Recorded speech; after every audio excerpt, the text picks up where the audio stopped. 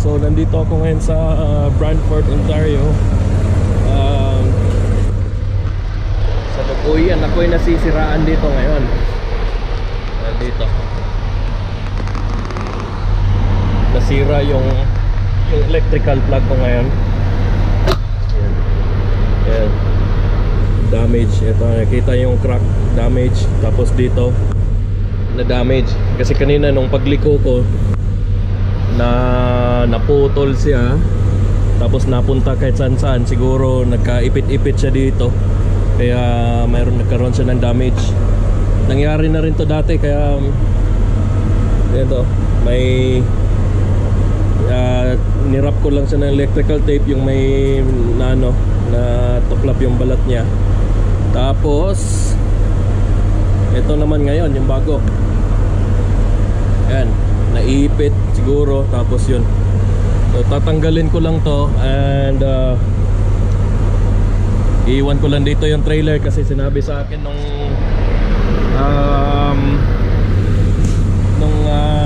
taga roadside assistance namin department ay magbababtail ako dun. Ibabtail ko na lang daw dun papunta sa shop, mas madali pa daw.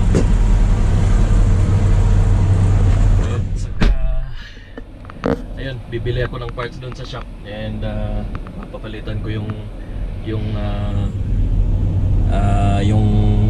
electrical plug na yun. So okay, secured na. Ito, nilagyan ko lang ng lock, and naibaba ko na yung dali. Tapos aalis na ako dito na walang trailer. Oy, magpapaayos sa shop.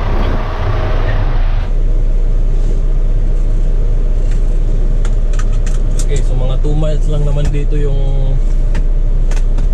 shop. Actually hindi siya shop, yung ano yun, Freightliner na dealership. Malamang meron sila mga parts doon na pwede kong bilhin. Yung ano lang naman, yung electrical plug, yung buong electrical line yung kailangan ko. Okay, iwan ko na yung trailer, pupunta na sa shop.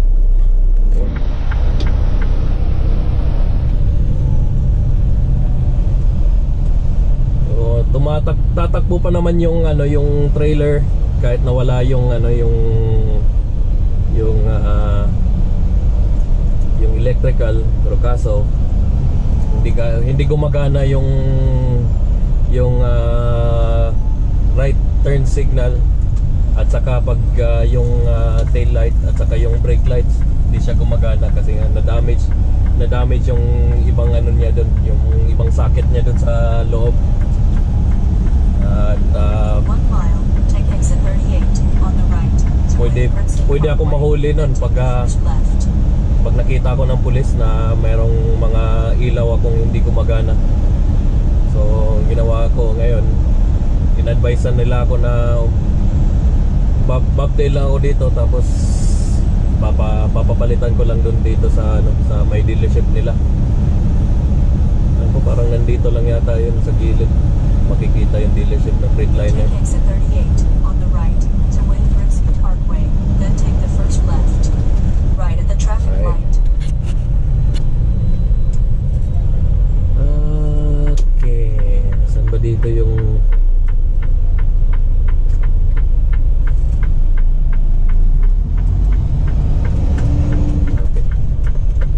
Arriving at 5 Craig Street on the right. Nandito lang. Sana hindi matagal. Kasi huhugutin lang naman yung sa likod ng truck, and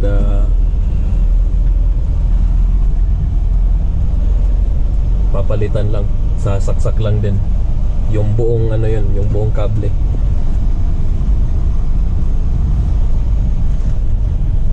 Okay.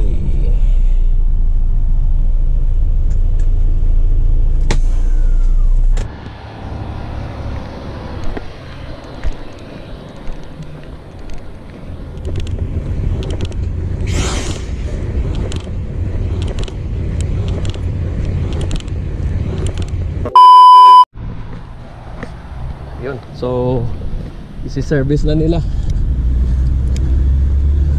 Yung gagawin ko ay may kukunin lang ako sa loob at iiwan ko tong susi sa kanila.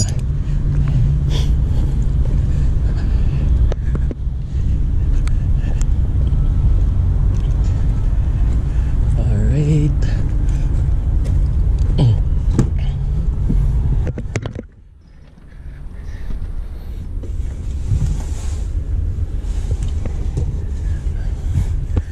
Itong kape lang naman kukunin ko. Okay, so hindi naman siguro magtatagal pag kinuha na nila to. Ayusin na kagad. Alright.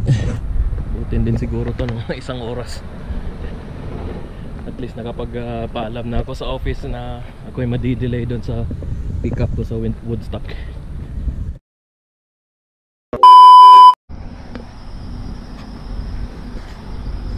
Okay, andito na si Boy. Shop na. Tignan ko lang kung anong ginawa. Kung maayos na ba.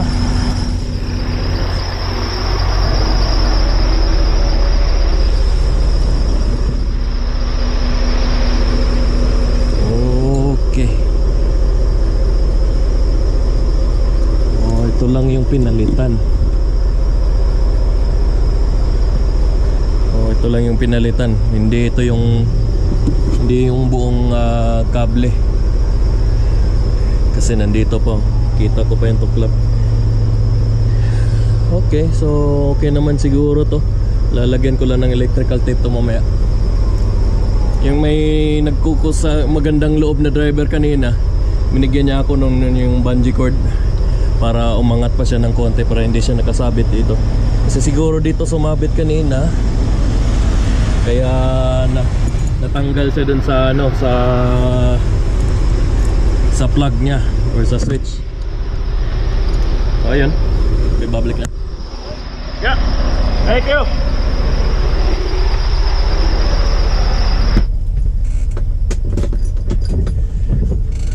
Okay, so ngayon ay okay na. Okay. Babalik na lang ako dun sa pinagdrapan ko ng trailer dun sa Flying J. Dito lang din sa Brantford. At okay, do you want to continue? Yes, continue. And ako'y makakauwi na. So may malaking pagbabago sa ano ko ngayon, sa aking mga gagawin next week. So pansamantala. So sasabihin ko mamaya.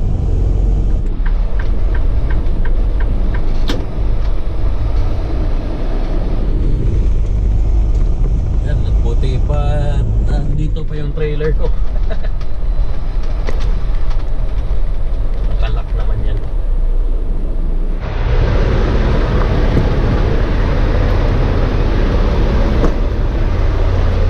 Yun, so naka-hook up na ako dito and then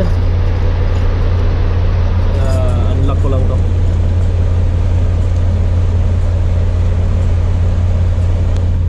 Yung problema sa kanya ay mahirap siya ipasok dito sa sa susian niya. Hindi pa ganito. So pa ganito.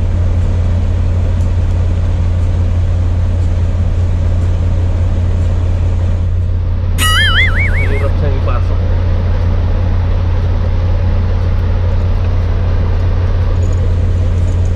Uulan pa naman.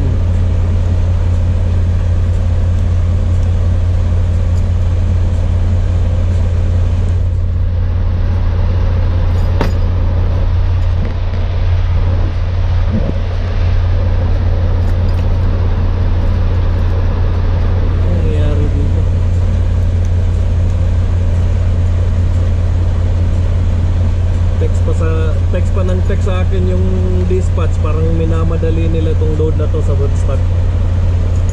Parang kailangan yata makarating ng Mississauga today.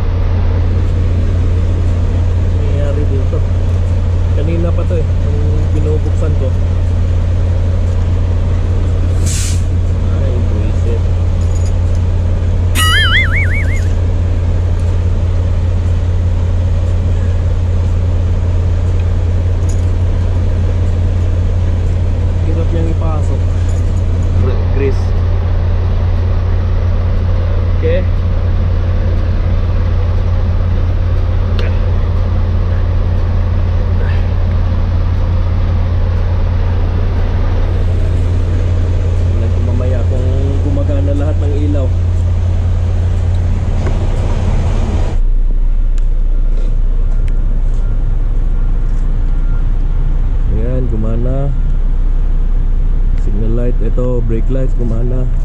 Tapos yung marquee light sa gilid gumana, yung signal light gumana.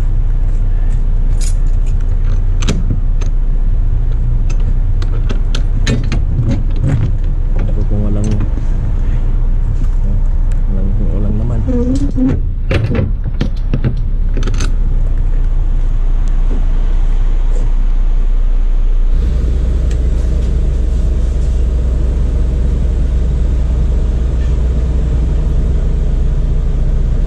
So tapos na ako dito. 45 minutes din ako nag-figure out. Yun pala eh, nababasag lang pala itong mga lock na to. Ayun, ginawa ko, binasag ko lang yung lock. Ayan. Naririnig ko dito parang may nagkano, parang may kumakalansing. Okay, so ngayon ako'y pupunta na ng Woodstock. Itong kamalasan na to ngayon. So ito nga, binasag ko lang yung itong lock. Akala ko kasi sa ilalim nito, ito plastic, tapos akala ko sa ilalim ay metal. Ngayon ginawa ko yung pinasok ko yung screwdriver dito sa loob, tapos prinay ko, tapos sabay pukpok ng martilyo.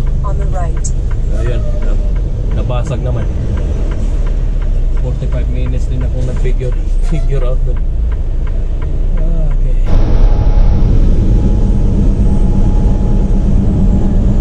Okay, so may pagbabago nga sa sa ginagawa ko ngayon. So yung sasabihin ko is panghuling linggo ko na ngayon. Pero hindi panghuling linggo ko na sa tracking. Panghuling linggo ko sa long haul. So ang gagawin ko ngayon simula next week, dito na lang ako sa city, sa around Toronto, Mississauga area, or labas ng konti sa city.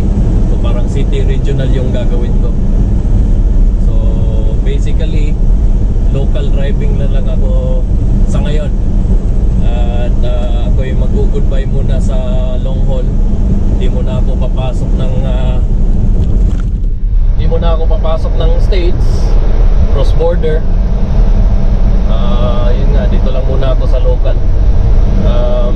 Pero instructor, pa rin ako, magiging instructor pa rin ako sa isa ko sa mga tatlong instructor ng city regional drivers. Kasi yun nga, 2 taon na ako na nasa OTR, cross border. So I think it's time na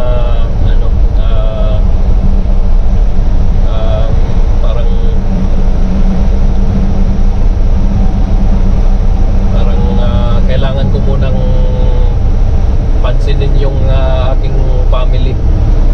Kasi sa 2 taon na yon,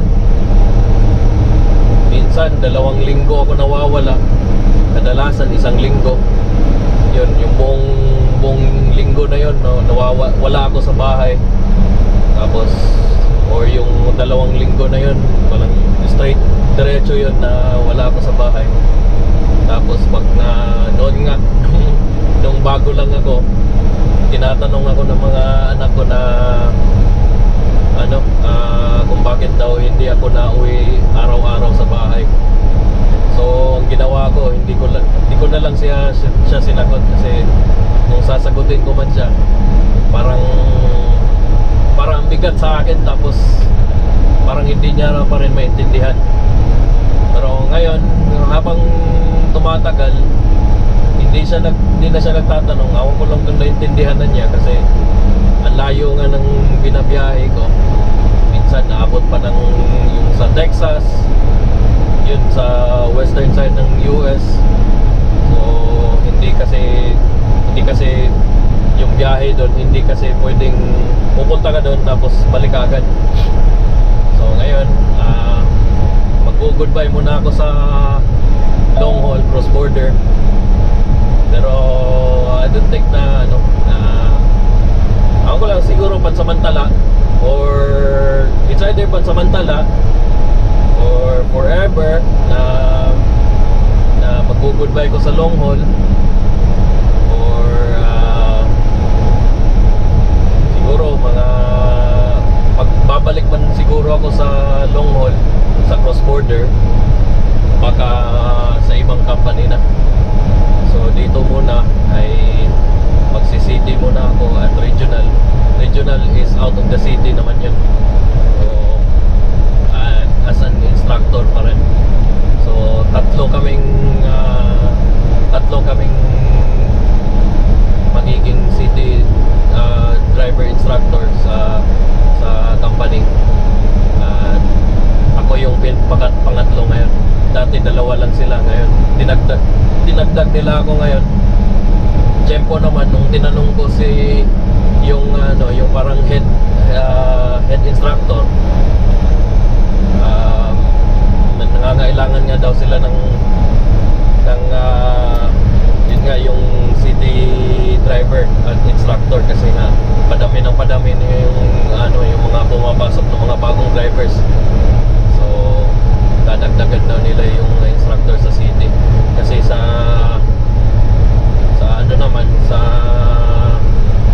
long haul cross border medyo okay pa naman sila kung sa padamihan lang ng instructors. And siguro nakikita ko pa naman na lagi silang nag-hire ng instructors. So ako sa ngayon, dito nga lang muna ako city. Ngayon ay Friday, kagagaling ko nga lang ng dun sa Wisconsin, tapos dun sa Chicago, tapos kagabi bumalik na kami dito. Natulog lang ako dun sa may Woodstock, tapos bumaba na yung estudyante ko kasi meron nga siyang appointment today. So ako na lang ang nagpapatuloy ngayon. Dineliver ko yung load dito sa Brantford, tapos ngayon nga papunta ako ng Woodstock. So this week will be my last week of long haul for now. So ayun, goodbye muna sa long haul ako ngayon. Hindi naman sa ayaw ko na sa long haul. Mamimiss ko pa rin yung pagiging long hauler, yung cross border. Yun, namimiss ko yung magko-cross ka sa border. Mamimiss ko yung mga iba't ibang lugar dun sa States, kasi marami kang napupuntahan dun sa States, kasi marami kang nakikita, iba-ibang state, iba-ibang itsura yung mga lugar. So ayun, yun ang mga mamimiss ko dun sa long haul. Pero I'm not saying na goodbye forever na talaga. It's either siguro nga mag-ano muna ako, laylo muna ako sa long haul. Then yun nga, magtutuunan ko muna ng pansin yung family. Yun, katulad ng mga anak ko nga, kasi minsan nga na itong nakaraang linggo napauwi ako sa bahay ng Miyerkules, tapos babalik ako ng Huwebes, then mawawala ako ng Huwebes at Biyernes, tapos babalik ako ng gabi na ng Biyernes. So yun, yung isang anak ko, yung bunso, lalo na yung bunso, nagtatanong kung lagi akong tinatanong kung uuwi ba daw ako kaagad.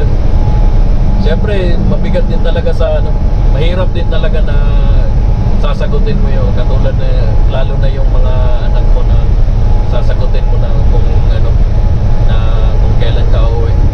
Kasi hindi mo pwedeng ipangako sa kanila na uuwi ka nitong araw na yun, tapos hindi pala, kasi meron ng maraming pagbabago sa mga biyahe, katulad ng mga bumiyahe ka tapos na-cancel, tapos papupuntahin ka sa mas malayo pa. So ayun, hindi hindi yung mga plano mo hindi nasusunod lagi.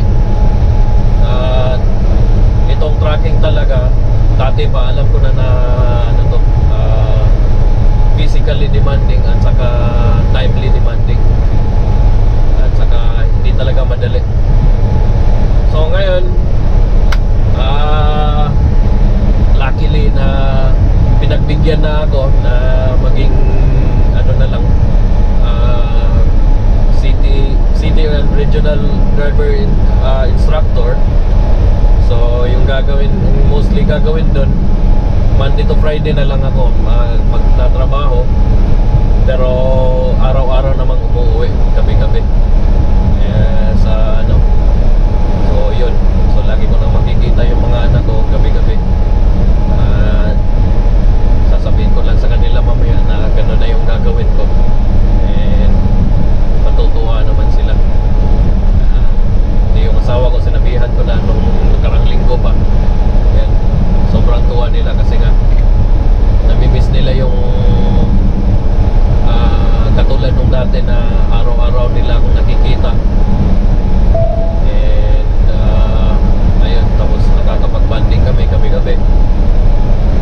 So ayun, I think it's about time naman din talaga.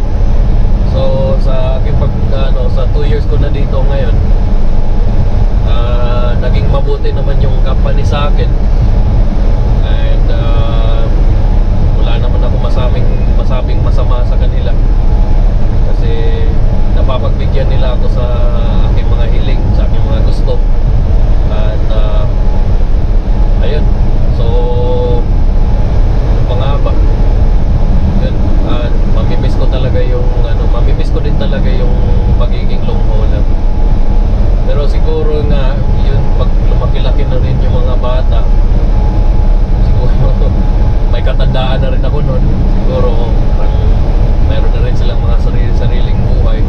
Awan ko lang din kung magiging tracker pa rin ako nung time na yun, kasi hindi natin alam kung ano yung hindi natin alam yung panahon, yung bukas, kung anong mangyayari.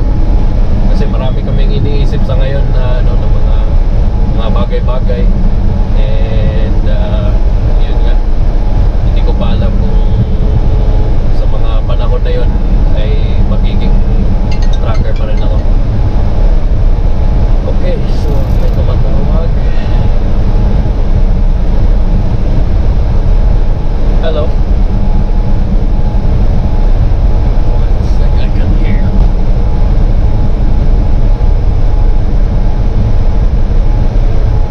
Can you move closer, because I really can't hear you though. Okay.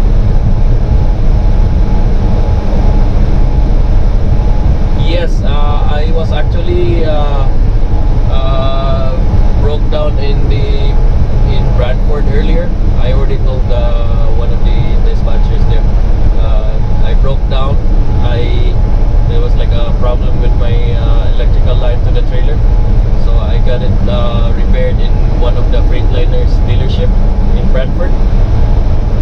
And then after that, I picked up the trailer, because I just dropped the trailer when I went to the shop. I just dropped the trailer in the truck stop, and I put a glad hand lock on that one. So I was delayed when I came back.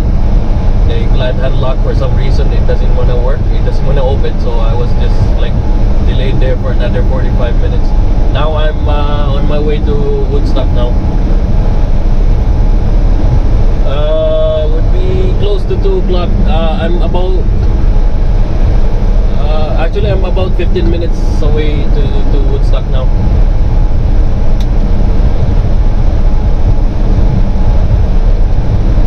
What's that?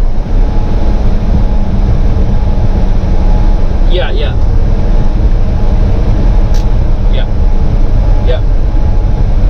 Okay, thank you.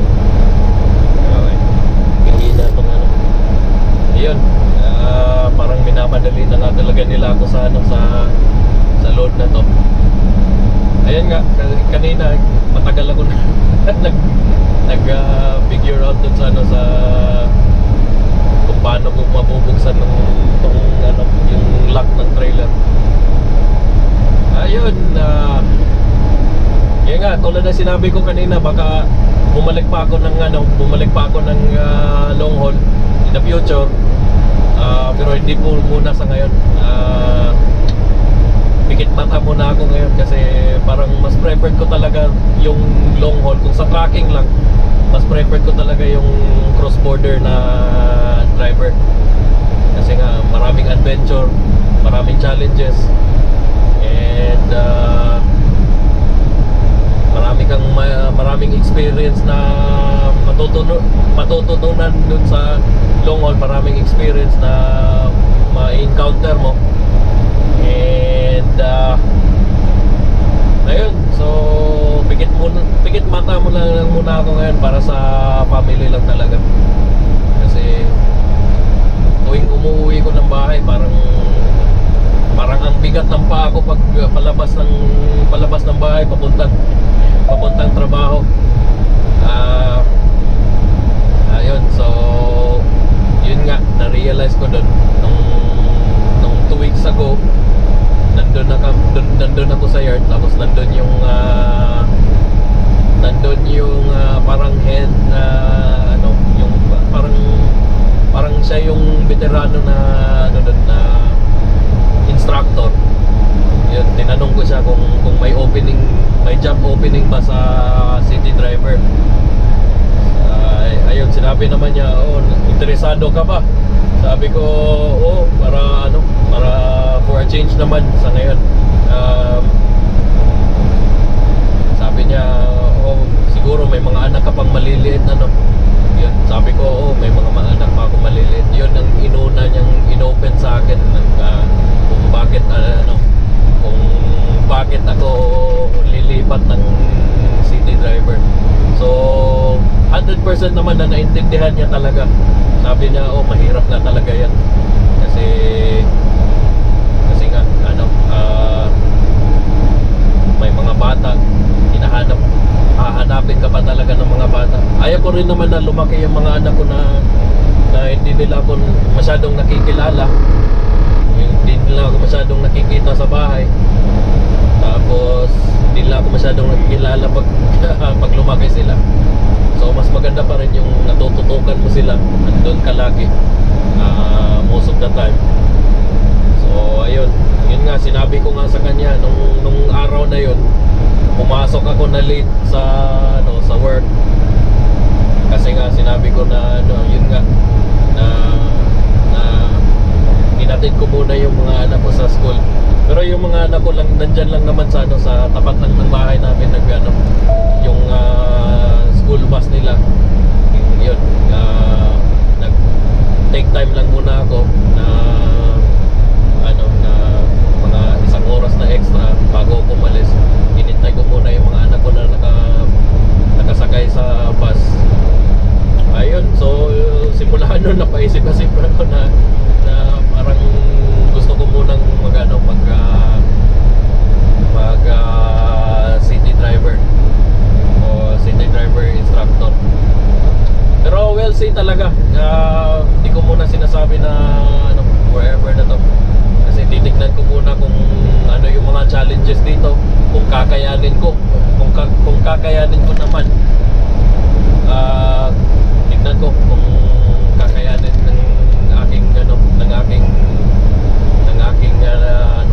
ng aking skills. Yung city kasi sabi nila mas challenging daw talaga yung city tulad ng lalo na pag dito ka lang sa Toronto area, Mississauga, Brampton, Milton, dito sa may Etobicoke, bandang basta dito lang sa bandang Toronto area, kasi nga challenging yung mga yung mga customer, yung mga area ng customer. Pero hindi naman daw pressure, kasi di tulad ng iba na nasa city ka na nga, nata-traffic ka na, pinipressure ka pa na makarating doon sa saktong or tamang oras. So ayaw ko ng ganun. Pero sabi nila dito daw, dito sa Bison Company, it's naman daw, binibigyan ka daw talaga ng time na makarating. Hindi ka pinipressure na pumunta doon doon sa specific na oras.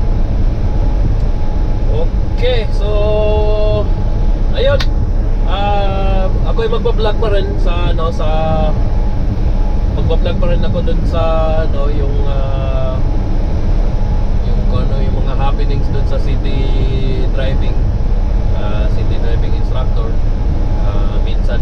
Minsan meron akong hindi naman minsan, kadalasan talaga meron akong magiging training. Nandito lagi yun. So next week sinabi ko na ano muna, kung pwede ako lang muna na magbabiyahe 1.5 in the city. miles. Take exit 6 on the right. Kung ako lang muna yung magbabiyahe within the city. Sabi naman ng boss namin, it's ano lang, papadalhan kita ng training. Magiging observant lang siya sa buong linggo na yun. Magsisimula kasi ako ng Tuesday pa next week. So ano ba yun? October 24. Yan. So sabi niya sasakay lang dito sa passenger seat and magiging observant lang daw siya sa kung anong gagawin ko. Kasi nga kailangan ko pang matutunan ko anong klaseng sistema meron sila sa City Works. Ayun, so within the week meron akong magiging estudyante, magiging magkano lang siya titingin, tapos may konting pagtuturo. Ayun, we'll see. And sa pangalawang linggo naman siya pa rin, Take exit 6 pero on the right. siya na yung siya na yung gagawa doon kung anong dapat niyang gawin sa training. Yan. So, for the first week lang ako parang self tutorial ako sa sarili sa aking sarili lang. So yan nga, self tutorial nga sa aking sarili. Okay, so ako'y na dito, malapit na ako dito sa one 1/2 stop. mile. Keep right toward Highway 401 East. Kung nakikita nyo naman at sinasabi ko pa kanina pa na itong mga dispatch ko ay tinatawagan na ako na kung kailan ako makakarating doon. Kailangan kasi na nandun ako 2 PM. Keep right toward Highway 401 East. Ayan. 401.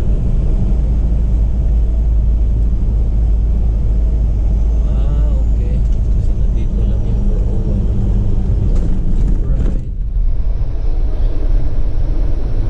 So I'm about 4 miles away dun sa customer na aking pupuntahan. In 3. Ayun, so yun lang yung aking update sa aking bagong gagawin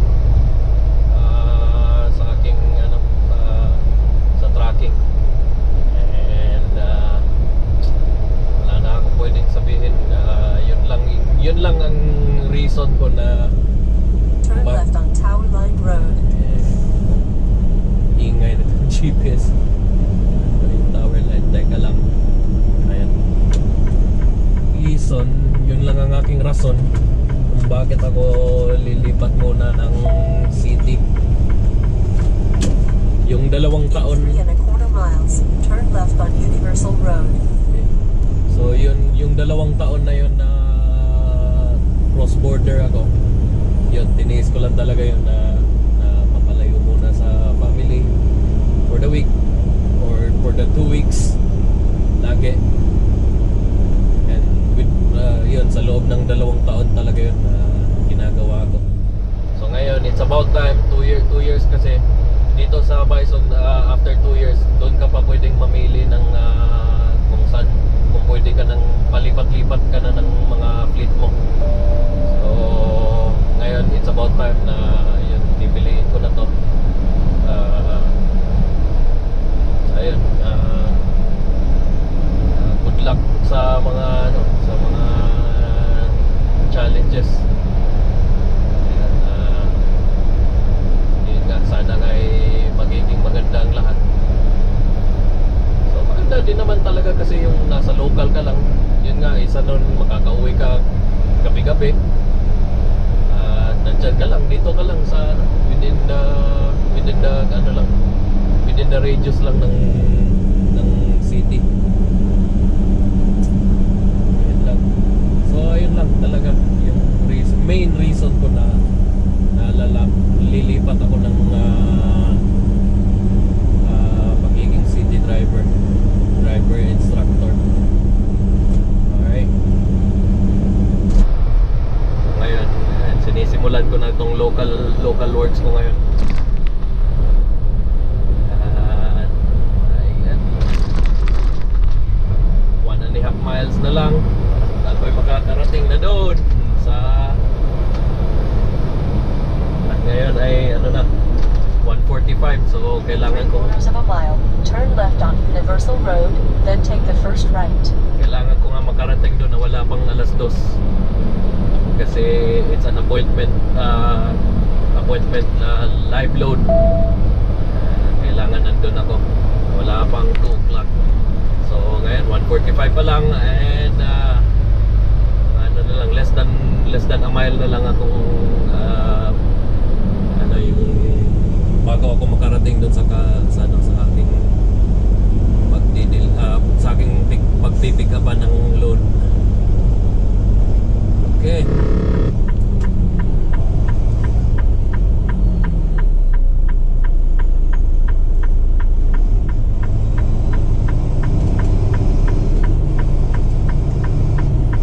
Noisy pa yata yung driver na yun, yung nakasalubong ko, yung Prince.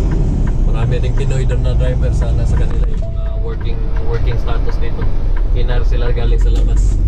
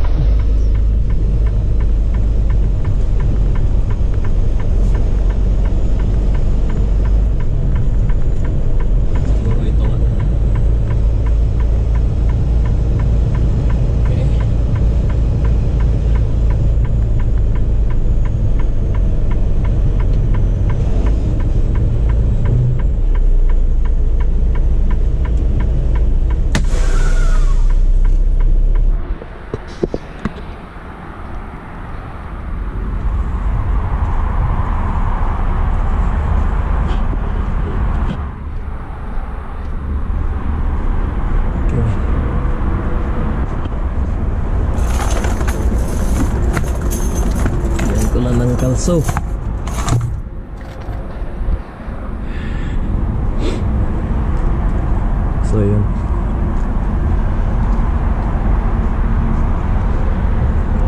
Ito nga yung wire o yung kable, since hindi nila pinalitan dun sa ng mga taga Freightliner, pwede lang itong lagyan ng electrical tape. Babalutin ko lang to.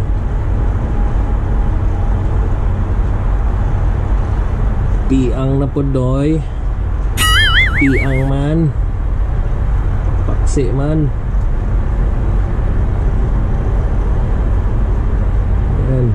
Nice and easy.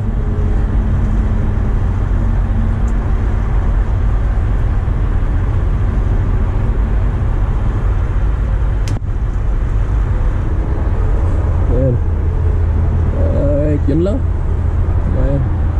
So ito kasi loose kasi to, bumaba na. Ayan.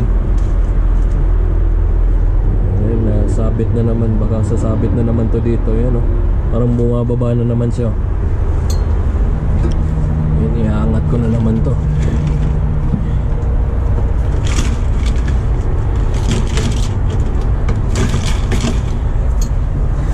Okay. Ayan, oh. Linis ang kamay. Alright, so hintayin ko lang na matapos sila. Walang red light, green light, parang kakatok lang sila dito sa trailer pagtapos na. Okay. So ayun, ako'y tapos na dito. At ito ito'y papunta na ng Mississauga. Actually, this is an LTL load. Ida-drop ko lang sa Mississauga, but it's supposed to be napupunta to ng ng warehouse ng Bison para dun siya i-sort. Pero ako, sinabihan lang ako na i-drop lang to sa yard.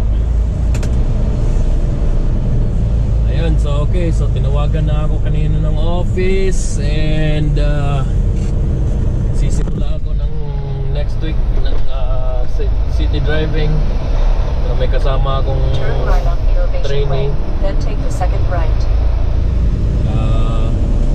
6:30 ng umaga ako lagi magsisimula nun kasi mahabang oras nga pag yung mahabang oras yung Turn right on Commerce Way, then take the first left. sa driving.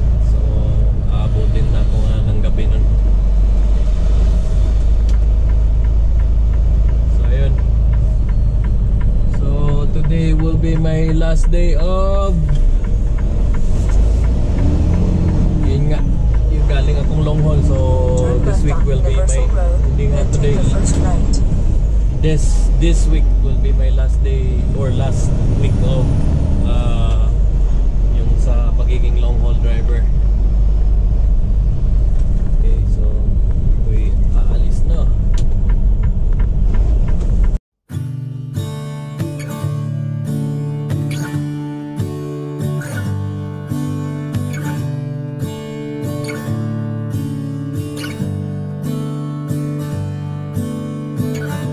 Daylight sun always tries to make its way to you. Over there you run silently, of course you do. Don't hide away too far away now. I'm gonna miss you this time too. Won't say nothing at all, darling. I'll believe the words that you said to me. I'll believe you endlessly. When there's nowhere to go, darling, I won't leave the word that you said you need. I'll believe you endlessly. Poking fun at the way we rushed with our open hearts. We didn't get too much. What were we supposed to do? We couldn't wait for what we said then. I'm gonna miss you each day through. Won't say nothing at all, darling. I'll believe the words that you said to me. I'll believe you endlessly. When there's nowhere to go, darling, I won't leave the word that you said you need. I'll believe you endlessly.